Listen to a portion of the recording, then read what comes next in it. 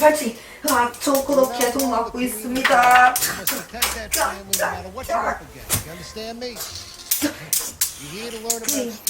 아, 이렇게 쓰러지나요?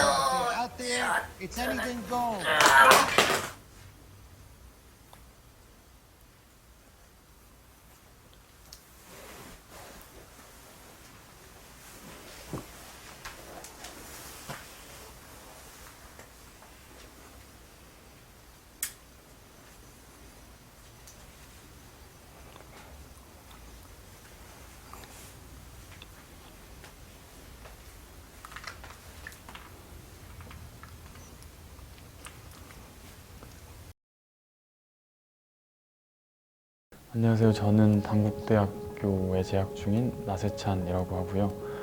제가 이번에 찍은 작품은 당신의 모든 순간이라는 작품입니다.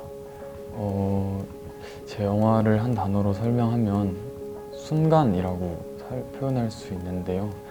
순간이라고 하면은 되게 좋은 기억들 그리고 좀 즐거운 추억들 이 하나의 그 장면으로 떠오를 때 그 순간이라고도 하고, 그리고 아련한 어떤 그런 첫사랑 같은 그런 일들도 순간이라고 하는데, 제 이번 영화는 미워할 수도 없고 또는 어떻게 보면 지울 수도 없는 그런 아픈 기억을 다루고 있거든요. 그래서 사실 그런 기억들도 하나의 순간이다라고 표현을 하고 싶어서 그 순간에 좀 집중하고 싶은 영화여서 한 단어로 설명하면 순간이라고 설명할 수 있을 것 같습니다.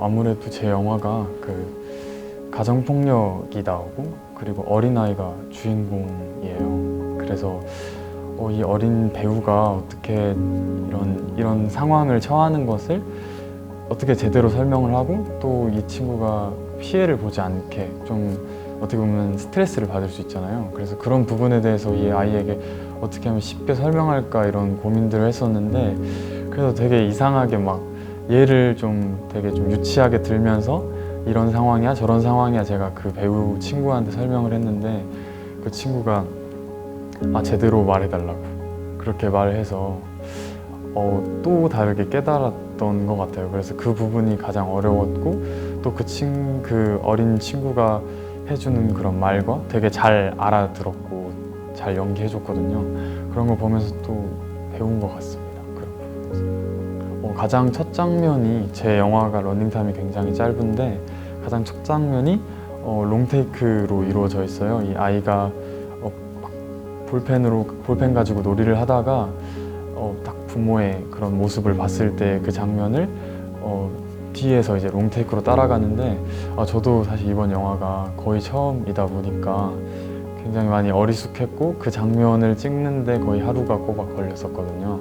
그래서 그 부분이 사실 영화가 나왔을 때 좀 투박할 것 같긴 하지만 제 기억 속엔 가장 인상 깊었던 것 같아요. 제가 아까도 말했듯이 좀 처음이다 보니까 좀 투박한 부분들이 많았거든요. 그래서 컵보드라고 하잖아요. 그 영화 찍기 전에 이렇게 되게 크게 해서 폰티를 그려놓고 그걸 확인하면서 이제 스태프들이 이제 어떤 장면을 찍을 것인지 이해하는 행동인데, 제가 컵보드를 놓고 와가지고 그래서 스태프들이 아주 작은 책이나 핸드폰 속을 보면서 계속 헤맸던 게 가장 미안하고 또 기억에 남는 에피소드인 것 같아요.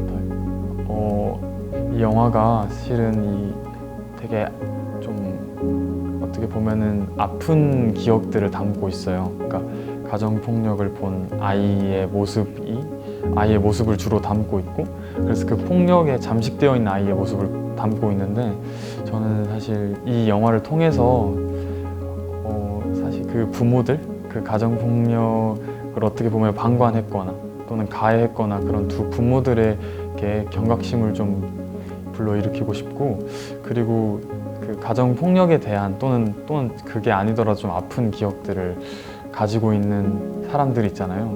이 영화를 통해서 이런 순간도 있으니까 이 순간도 사실 너무 아파하지 마라, 이렇게 또 역설적으로 위로도 하고 싶었던 게 있는 것 같아요. 실은 제가 약간 의외의 모습들을 되게 좋아해요. 사람들에게서도 되게 이런 모습이 있어, 되게 좋네, 그러니까 이런 게 있는데 영화에서도 마찬가지인 것 같아요. 제가 봉준호 감독님을 되게 좋아하는데, 봉준호 감독님 뭐 다들 아시겠지만 굉장히 냉소적이고 그런 블랙 코미디적 요소를 매 작품마다 함유하고 있는데 도쿄라는 그런 영화가 있고 거기에 이제 미니 단편들로 이렇게 다뤄져 있는 영화들 중에 봉준호 감독도 찍은 영화 중에 흔들리는 도쿄라는 단편 영화가 있는데 그 영화는 봉준호 감독님 그런 냉소적인 스타일보다는 오히려 좀 되게 따뜻하게 약간 어른이 그런 윗세대가 아랫세대를 약간 위로해주는 듯한 그런 냉소적보다 되게 따뜻한 느낌을 많이 받아서